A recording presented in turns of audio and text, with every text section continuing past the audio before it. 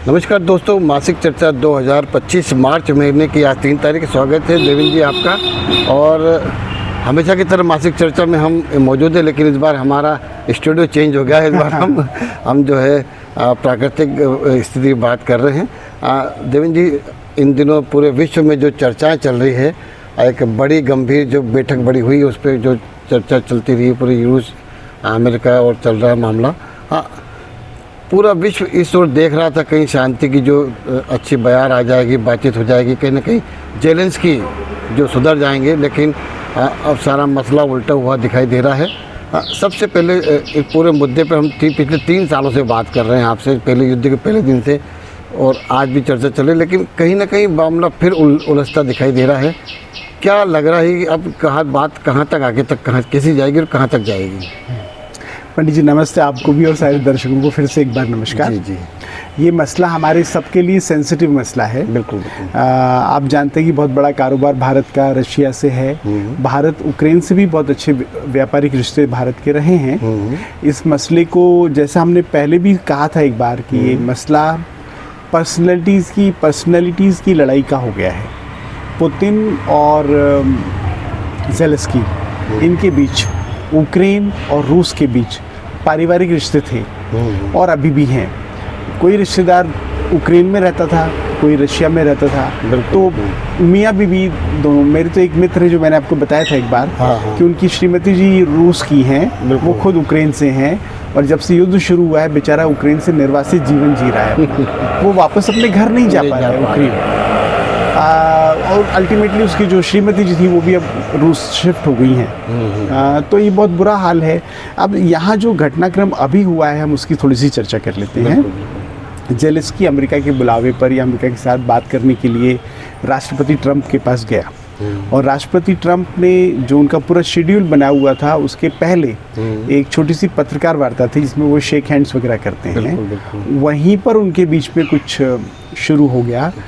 और मैं जिस तरह से देखता हूँ, ज़ेलेंस्की वहाँ पर कोई तरह की डील करने के लिए नहीं गया था। ज़ेलेंस्की वहाँ पर कोई समझौता करने के लिए नहीं गया था। वो केवल अपने आप को 30 मार्का बताना चाहता था कि मैं ट्रंप के सामने भी ऐसे बोल सकता हूँ। क्या होता है, सामान्य तौर पर ये सब बातें डिप्लोमेटिक एरिया में उन दोनों राष्ट्राध्यक्षों के मिलने के पहले हो जाती हैं। बिल्कुल, बाद में नहीं होती यहाँ। तो ये इस तरह का जो व्यवहार ज़ेलेंस्की का था वो एक्सेप्टेबल नहीं होना चाहिए। पर मैं यहाँ ये भी कहूँगा कि ट्रंप जिस तरह से अभी व्यवहार कर रहा है पूरे विश्व में, वो भी कोई एक्सेप्टेबल तरह का नहीं है। राइट। ट्रंप जिस तरह से कभी भी सनकी की तरह कुछ बोल देता है, कहीं टैरिफ लगा दूंगा, कभी ये कर दूंगा, कभी वो कर दूंगा, उसका ये व्यवहार किसी राष्ट्राध्यक्ष और ख़ासतौर से अमेरिका के राष्ट्रपति जैसा नहीं है। सही बात। जो जिम्मेदारी से कुछ बोले, वो कई बार ऐसा लगता है वो गैर जिम्मेदाराना तरह से व्यवहार करते हैं। ऐसा मेरा ओपिनियन है। तो ये कुल मिलाकर के अभी भी वो बात पर्सनैलिटी पर ही है। अब खाली पुतिन की जगह आप ट्रंप को रख दीजिए, और ज़ेलेंस्की तो वही कॉमन है। सही बात है। बिल्कुल। है ना, ज़ेलेंस्की का जो व्यवहार है पंडित जी, वो शुरू से पूरी तरह से ठीक नहीं है। जब आप एक कॉमेडियन को राष्ट्राध्यक्ष बना देते हो, बिल्कुल, ये छोटा मोटा वैसा है जैसे हमारे एक पायलट को एक बार प्रधानमंत्री बना दिया गया था। सॉरी, मतलब मैं तुलना बड़ी अजीब लगेगी आपको, बिल्कुल। लेकिन फिर भी है, तुलना है, क्योंकि उस समय भी हमारे देश का हाल ऐसे ही हुआ था। हम पूरे 5 साल ये करते रहे, हम देखेंगे, हम ये करेंगे, हम देख लेंगे, हमें देखना है। बिल्कुल। रुपए में से 85 पैसे जाते हैं, तो आपने किया क्या? सही बात है। बगैर कुछ किए पूरे 5 साल निकाल दिए। और फिर भ्रष्टाचार जैसा ज़ेलेंस्की ने भी किया। उस समय भी बोफोर्स कांड हुआ था। सिर्फ बोफोर्स नहीं हुआ था पंडित जी, और भी बड़े सारे कांड हुए थे। सही बात है। तो इस कारण से मुझे वो एक तरह की तुलना करने में आ रही है जो पूरी तरह से रिलेवेंट नहीं है, पर फिर भी मैं कर रहा हूँ। आज भी हमारे देश में एक ज़ेलेंस्की बैठा हुआ है। केजरीवाल चला गया तो राहुल तो बैठा ही है। सही बात है। ज़ेलेंस्की है क्या? किसी ने लिखा कि ज़ेलेंस्की एक व्यक्ति नहीं है, बल्कि ज़ेलेंस्की एक फिनोमेना है, एक प्रकार है। सही बात। वो ज़ेलेंस्की हर देश में है। बिल्कुल। एक ज़ेलेंस्की ब्रिटेन में है, एक ज़ेलेंस्की कनाडा में है, ट्रूडो की तरह। हर जगह कोई ना कोई ज़ेलेंस्की मौजूद है जिसको देश की फिक्र नहीं है। सही बात है। जिसको केवल खुद की फिक्र है, देश मरे भाड़ में जाए कुछ भी हो, उसे अपना चेहरा चाहिए, वो अपने आप को सुपीरियर दिखाना चाहता है, वो प्रधानमंत्री को तू करके बात करने की हिम्मत रखता है, जो भारत में भी है। सही बात। जो मोदी को कहता है, मतलब आपने तो सुना है कितने बिल्कुल गंदे शब्दों में वो कहते हैं। तो ऐसे लोग हर जगह हैं जो सिस्टम का सम्मान नहीं करना चाहते और पूरे सिस्टम से खिलवाड़ करते हैं, केवल अपने हितों के लिए। अपने से मतलब है उसका राजनीतिक हित हो सकता है। बिल्कुल। ये वामपंथियों का एक और तरीका है पंडित जी काम करने का। ये सब वामपंथी ओपिनियन के लोग हैं। आज रूस को छोड़ भी दें तो बाकी जो शेष यूरोप है, उस यूरोप में इतनी ताकत नहीं है कि वो अभी उनसे रूस से लड़ सकें। बिल्कुल।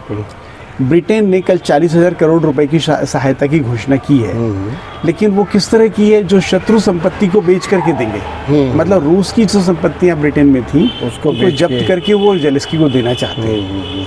उन्होंने अपने पास से क्या किया, और पिछले 2 दिन में और भी बातें हुई हैं। मसलन स्ट्राइमर जो हैं अपने ब्रिटेन के प्रधानमंत्री, उनका रुख भी नर्म हुआ है। उन्होंने अपनी बातों में सावधानी बरती है बोलने में।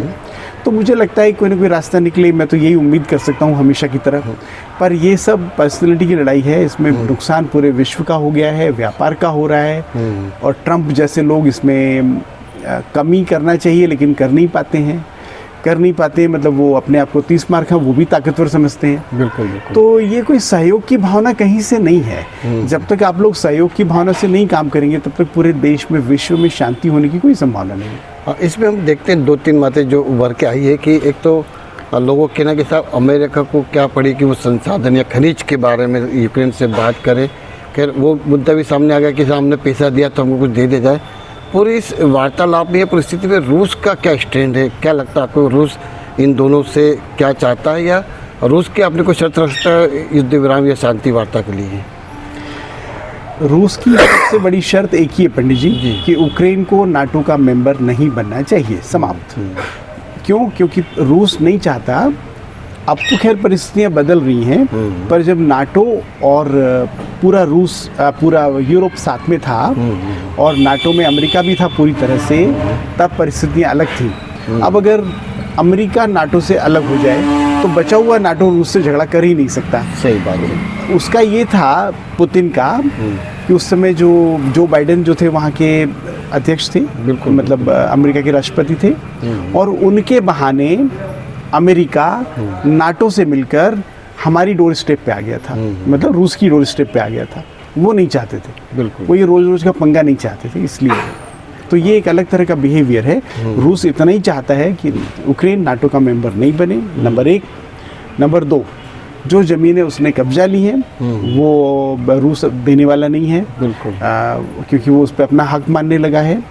और तीसरा कि वहाँ का राष्ट्रपति बदल जाए, कोई नया आदमी है जो सत्ता संभाले। चलो, ये तो बातचीत हो गई।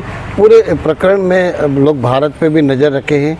कहीं हमारा के लोग कहते हैं कि साहब जिस प्रकार जेलेंस्की ने बात करी, क्या मोदी उस तरह बात कर सकते हैं? क्या मोदी ट्रंप के पिछला गु है? बहुत सारी ऐसी चीज़ें बताइए कि हम डर रहे हैं। जेलेंस्की को बहादुर बताया जा रहा है, लेकिन अंतर्राष्ट्रीय राजनीति सब अलग होती है। पूरे प्रकरण में भारत को इस विषय पे मतलब क्या प्रतिक्रिया देना चाहिए, या किस हिसाब से व्यवहार करना चाहिए पूरे इस मामले में? पंडित जी, ये कतई जो व्यवहार है लोगों का, वो मोदी पर थोप देना कोई ठीक बात नहीं है कि भाई उसने इतनी हिम्मत से बात की, मोदी ने नहीं की। मोदी ने तो जो कह सकता था उसने अपनी हिम्मत से बात की, और दरअसल मोदी को ये सब कहने की जरूरत ही नहीं थी। हमारा वो विषय नहीं था। अगर कोई विषय हमारे साथ ऐसा होता तो मोदी भी उस तरह से बात कर सकते थे, लेकिन ऐसा कोई विषय था ही नहीं। तो दो चीज़ों को जोड़ना एकदम गलत सोच है। लोग इसको बिना वजह इस तरह दिखाना चाहते हैं कि मोदी डरा हुआ है, जबकि एक्चुअल में वो विषय नहीं था, इसलिए कोई विषय नहीं उठता है। दूसरा ये पंडित जी कि हमें अपने हितों की रक्षा करनी है। अगर हमारे हितों की रक्षा अमेरिका से दोस्ती के साथ होती है तो हमें दोस्ती करनी चाहिए। अगर हम लोग झगड़ा करके कुछ पाना चाहते हैं तो झगड़ा करना चाहिए, लेकिन हमें अपने इंटरेस्ट पहले देखने चाहिए। आज की तारीख में अगर भारत और अमेरिका के बीच में ट्रेड वार हो जाए, टैरिफ वार हो जाए, तो सबसे बड़ा नुकसान भारत को होगा। अमेरिका को कुछ नहीं बिगड़ेगा। अमेरिका के पास तो बहुत सारे ऑप्शन उपलब्ध है। भारत के पास क्या ऑप्शंस हैं? अगर आज भारत मान लो 0 टैरिफ भी कर दे, मतलब अमेरिका 0 कर दे, भारत 0 कर दे, तो भारत को ही फायदा होने वाला है। सही बात है। कितनी टेस्ला कार हम लोग इंपोर्ट करने वाले हैं पंडित जी, जिन पर 50% या 100% ड्यूटी है। सही बात। Hardly any. जो टेक्नोलॉजी हम वहाँ से लेते हैं, कौन सी ऐसी हाई टेक्नोलॉजी जिसका हम पैसा ड्यूटी से नुकसान होने वाला है। सही। तो भारत और अमेरिका के बीच में अगर आज भी टैरिफ वॉर हो और हम और वो दोनों 0-0 ड्यूटी कर दें, तब भी फायदा भारत का है, को क्योंकि रहेगा। भारत में मैन्युफैक्चरिंग सेक्टर बढ़ेगा, सही बात। बहुत तेजी से विकास होगा। तो जो लोग इस तरह की बातें कहते हैं वो पूरी चीज़ों को समझे बगैर बोलते हैं। बिल्कुल। इसका मुझे बड़ा अफसोस रहता है हमेशा। हाँ, एक बात पूरी इस मसले में आ रही है, क्योंकि सारे व्यापार व्यवसाय पे बातचीत आ जाती है, राजनीतिक हलचल ठीक है, एक छुपा रिश्ता पूरे विश्व में है चीन। और चीन के बारे में कहा जाता है कि रूस के साथ भी पिंगे बढ़ाता है, अमेरिका के साथ में लड़ाई करता है। अमेरिका का एक उसको लेकर पक्ष अलग है, रूस को लेकर पक्ष अलग है। चीन पूरे घटनाक्रम को कैसे देख रहा है, उसका क्या नफ़ा नुकसान हो सकता है, और किसको सचेत रहना चाहिए इन सारे मामलों में? पंडित जी, हमारी एक बार बात हुई थी, हमने कहा था कि अब जो वर्ल्ड है वो मल्टीपोलर हो रहा है, जी। होने लगा है, ऑलरेडी स्पष्ट दिखता है। इसीलिए चाइना भी रशिया के साथ अच्छे संबंध रखता है, भारत भी रशिया के साथ अच्छे संबंध रखता है, भारत साथ में अमेरिका को भी खुश रखता है, और चीन भी अमेरिका को खुश रखने की कोशिश कर रहा है। यहाँ पर ये बात भी मैं आपको स्पष्ट कर दूँ, क्योंकि अगर ऐसा कुछ होता है तो सबसे बड़ा नुकसान चीन का होगा, चीन का व्यापार मारा जाएगा, क्योंकि चीन के पास मैन्युफैक्चरिंग फैसिलिटीज़ बहुत बड़ी हैं और पूरे विश्व को सप्लाई करते हैं। तो ये एक तो वो मसला हुआ। चीन इस पूरे मसले को, युद्ध को किस तरह देखता है, तो मैं बताऊं कि चीन भी विस्तारवादी है। चीन तो मौका ढूंढ रहा है। सही बात। चीन ये कह रहा है कि अगर पुतिन कीव पर या उक्रेन पर कब्जा कर लेते हैं तो चीन कल जाके ताइवान को चीन का हिस्सा बना देगा। चीन अवसरवादी है और वो इन चीज़ों को उसी तरह से ले रहा होगा, आई एम श्योर। इससे ज़्यादा चीन से कोई अपेक्षा नहीं की जा सकती। बिल्कुल बिल्कुल। और कहीं न कहीं ये शायद संकेत मिल भी सकते हैं कि अमेरिका ना चाहता हो कि रूस चीन के नज़दीक जाए, क्योंकि उनके कहीं न कहीं मित्रता या दुश्मनी से रही है व्यापारिक। तो बहुत सारी चीज़ों के बहुत सारे मतलब और आयाम निकलते हैं। हमने फिलहाल एक छोटे से विषय पे छोटी सी बात करी है। आज हम इसको फिलहाल रोक रहे हैं, वार्ता हम आगे भी जारी रखेंगे, कोई नया घटनाक्रम होता है। मासिक चर्चा में आपने रूस, यूक्रेन और अमेरिकी राष्ट्रपति जो जेलेंस्की से बातचीत पे जो अपने विचार प्रकट करे, हमें एक नया रुख देखने को मिला है। मुझे लगता है हमारे पाठक भी देख रहे होंगे, सुन रहे होंगे, तो उनको भी कहीं ना कहीं विचार मिले होंगे कि इसको किस नज़र से देखे। अगली बार जब हम मिलेंगे तो इसी विषय पे या अगले विषय, इससे बड़े विषय पे हम बात करेंगे। फिलहाल आपने हमसे बात करी, इसके लिए धन्यवाद। नमस्कार। धन्यवाद पंडित जी, नमस्कार।